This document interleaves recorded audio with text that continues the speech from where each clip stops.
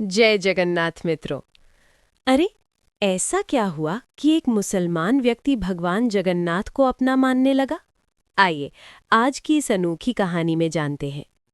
उड़ीसा के पुरी शहर से कुछ दूर एक सुंदरपुर नाम का छोटा सा गांव था।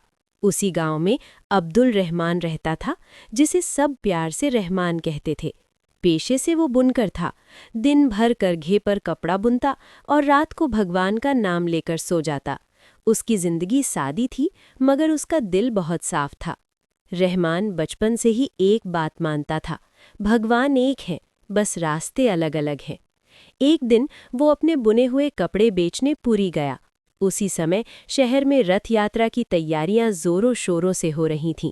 चारों तरफ भगवान के झंडे लगे हुए थे। ढोल नगाड़ों और शंख की आवाज गूंज रही थी और हजारों लोगों के मुख से बस एक ही नाम निकल रहा था, जय जगन्नाथ, जय जगन्नाथ। रहमान भीड़ में रुक गया। जब उसने पहली बार भगवान जगन्नाथ जी की मूर्ति देखी, बड़ी गोल आंखें, सरल मुस्कान, तो उसका दिल अजीब सा कांप गया। उसे समझ नहीं आया कि वो डर था, आकर्षण था या कोई और दिव्य पुकार। उस रात रहमान सो नहीं पाया, क्योंकि बार बार वही चेहरा उसके आंखों के सामने आ रहा था। उसने आसमान की ओर देखा और देखकर बोला, हे प्रभु, अगर ये मेरी परीक्षा है तो मुझे राह दिखाइए। अगले दिन वो मंदिर के पास गया, लेकिन मंदिर के भीतर जाने की उसकी हिम्मत नहीं हुई।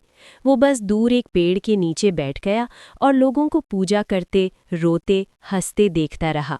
उसे ऐसा लगता था मानो यहाँ आने वाले हर इंसान की परेशानियां खत्म हो जाती हों।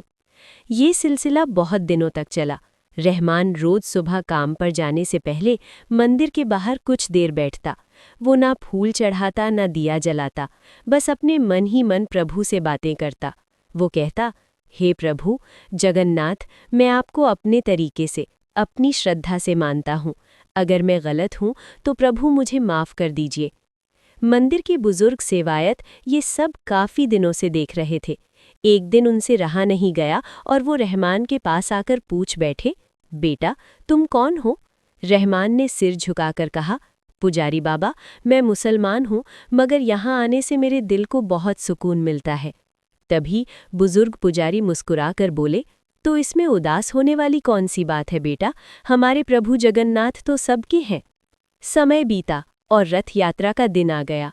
प्रत्येक पुरीवासी खुशी से झूम उठा। जब भगवान जगन्नाथ का रथ आगे बढ़ाया गया, तभी अचानक रथ का पहिया रुक गया। सैकड़ों लोग जोर लगा रहे थे, मगर रथ हिल नहीं पाया। सेवायत बहुत परेशान हो गए।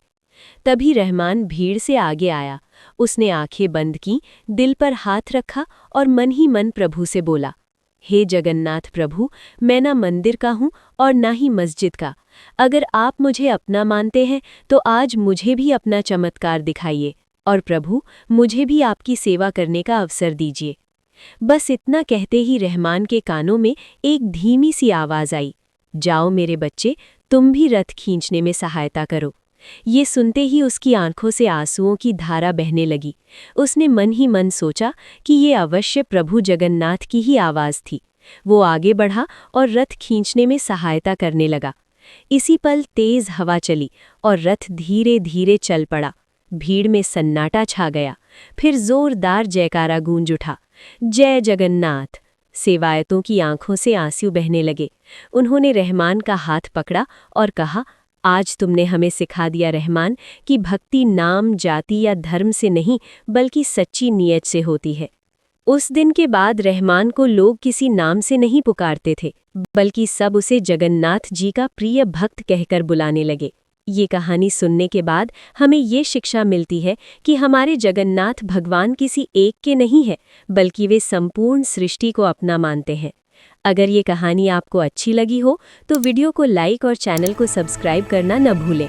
मिलते हैं अगली वीडियो में, तब तक के लिए जय जगन्नाथ।